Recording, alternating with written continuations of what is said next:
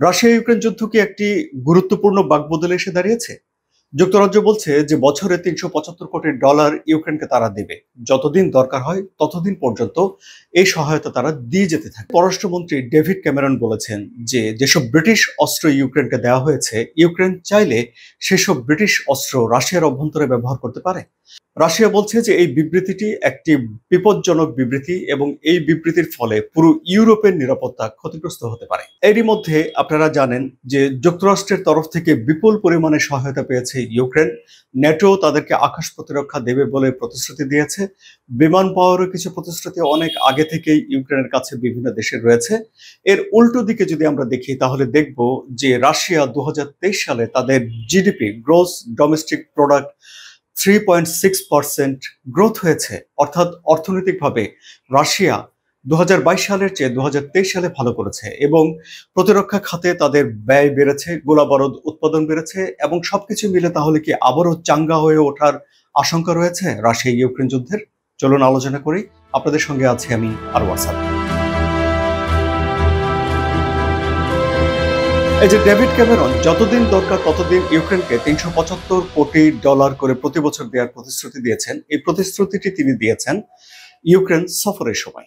এবং Lord Cameron বলেন যে রাশিয়া যেমন ইউক্রেনের অভ্যন্তরে হামলা চালাচ্ছে, আপনি বেশ বুঝতে পারছেন কেন ইউক্রেন নিজেকে রক্ষা করার প্রয়োজনীয়তা অনুভব করছে।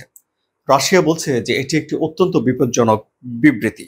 ক্রেমলিনের মুখপাত্র দিমিত্রি পেসকভ বলেছেন এটি ইউক্রেন সংঘাতকে ঘিরে সরাসরি উত্তেজনা বৃদ্ধি করবে, যা ইউরোপের নিরাপত্তাকেও ব্যাহত করতে পারে। অর্থাৎ ডেভিড ক্যামেরনকে তাহলে এক ধরনের প্রচ্ছন্নভাবে বলেই দিচ্ছেন যে ইউক্রেনের এখন রাশিয়ার ভিতরে হামলা করার অধিকার রয়েছে। আমরা জানি যে যুক্তরাষ্ট্র গোপনে বেশ কিছু দূরপাল্লার ক্ষেপণাস্ত্র ইউক্রেনকে দিয়েছে। তার মধ্যে অন্তত একটি তারা ক্রিমিয়াতে ছুড়েছে বলে জানা গেছে।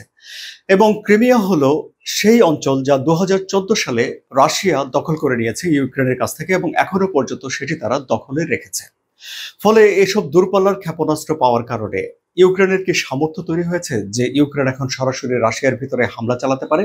এই প্রশ্ন তুলছেন বিশ্লেষকরা। ডেভিড ক্যামেরন কি তার বক্তব্যের মধ্য দিয়ে এই বার্তায় দিতে চান যে ইউক্রেন চাইলে এখন রাশিয়ার ভিতরে হামলা চালাতে পারে? $300 মিলিয়ন সহায়তা ছাড়াও যুক্তরাষ্ট্র $60 বিলিয়ন একটি সহায়তা দিচ্ছে, যার আওতায় ইউক্রেন আকাশ প্রতিরক্ষা ব্যবস্থা জোরদার করবে, বিমান সংগ্রহ করবে এবং তাদের প্রয়োজনীয় গোলাবারুদ এবং কামান সংগ্রহ করবে। এছাড়াও ন্যাটোর তরফ থেকেও আকাশ প্রতিরক্ষা ব্যবস্থা দেওয়ার কথা শোনা যাচ্ছে। এই সবকিছু মিলে ইউক্রেনের যুদ্ধ করার অর্থাৎ রাশিয়ান বাহিনীর মোকাবেলা করার জন্য আপাতত সময়ের জন্য হলেও বেশ ভালো একটি শক্তি তৈরি হচ্ছে।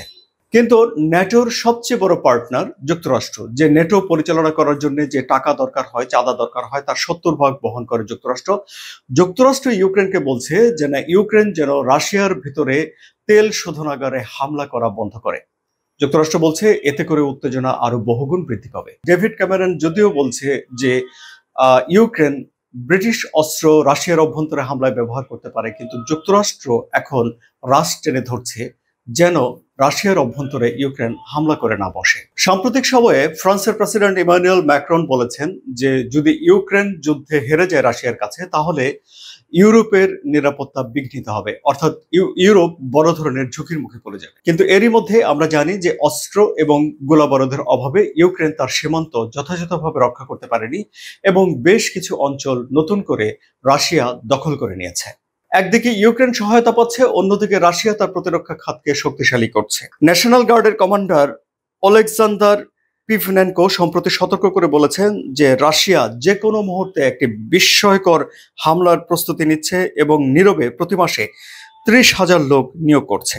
ইউক্রেনের সামরিক বাহিনী কি বলছে? ইউক্রেনের সামরিক বাহিনী বলছে যে রাশিয়ার তাৎক্ষণিক লক্ষ্য হচ্ছে বিধ্বস্ত বাখমুত শহর থেকে 15 কিলোমিটার পশ্চিমে কৌশলগত পাহাড়ি শহর চাসিভ ইয়ার।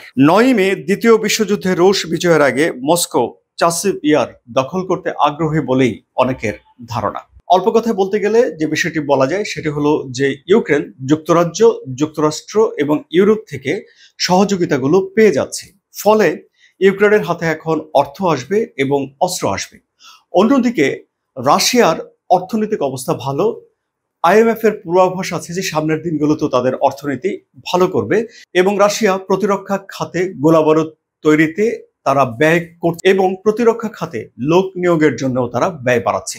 তাহলে দুই পক্ষের হাতেই যেহেতু সরঞ্জাম আছে, টাকা পয়সা আছে, অস্ত্রের সরবরাহ আছে, তাহলে কি আবারও সেখানে যুদ্ধের ঘনঘটা জোরালো হয়ে উঠবে?